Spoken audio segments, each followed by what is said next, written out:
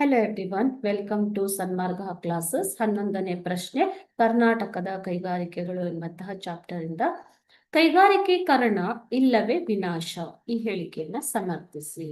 ಇದರ ಅರ್ಥ ಏನು ಮಕ್ಕಳೇ? ಈಗ ಕೈಗಾರಿಕೀಕರಣವು ದೇಶದ ಅಭಿವೃದ್ಧಿಗೆ ಪೂರಕ ಅಲ್ವಾ? ಸೊ ಕೈಗಾರಿಕೀಕರಣ ಆಗಿಲ್ಲ ಅಂತಂದ್ರೆ ಅಭಿವೃದ್ಧಿ ಸಾಧ್ಯವಿಲ್ಲ, ವಿನಾಶವಾಗುವುದು ಸತ್ಯ.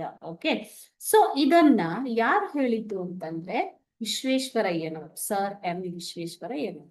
ಓಕೆನಾ? ಸೊ ಈ ಹೇಳಿಕೆಯನ್ನ ಹೇಗೆ ಸಮರ್ಥನೆ ಮಾಡ್ಕೋತೀರಾ? ಯಾವುದೇ ದೇಶದ ಅಥವಾ ರಾಜ್ಯದ ತ್ವರಿತ ಅಭಿವೃದ್ಧಿಯಲ್ಲಿ ಕೈಗಾರಿಕೆಗಳ ಅಭಿವೃದ್ಧಿ ಪ್ರಮುಖ ಪಾತ್ರವನ್ನು ವಹಿಸುತ್ತದೆ. ಕೈಗಾರಿಕೀಕರಣವು ಜನರಿಗೆ ಉದ್ಯೋಗಾವಕಾಶಗಳನ್ನು ಒದಗಿಸಿ ರಾಷ್ಟ್ರೀಯ ಆದಾಯವನ್ನ ಹೆಚ್ಚಿಸುತ್ತದೆ. ಓಕೆನಾ? ಸೊ ರಾಷ್ಟ್ರೀಯ ಆದಾಯವನ್ನ ಹೆಚ್ಚಿಸುತ್ತದೆ. ಆರ್ಥಿಕ ಅಭಿವೃದ್ಧಿಗೆ ಕೈಗಾರಿಕೆಗಳು ಪೂರಕವಾಗಿವೆ. ಆದ್ದರಿಂದ ಸರ್ ಎಂ ವಿಶ್ವೇಶ್ವರಯ್ಯನವರು ಕೈಗಾರಿಕೀಕರಣ ಇಲ್ಲವೇ ವಿನಾಶ ಎಂಬ ತತ್ವವನ್ನ ಹೊಂದಿದ್ದರು. ಸೊ ಅವರು ಕೈಗಾರಿಕೆಗಳ ಅಭಿವೃದ್ಧಿಗೆ ಅತ್ಯಂತ ಮಹತ್ವವನ್ನ ನೀಡ್ತಾರೆ.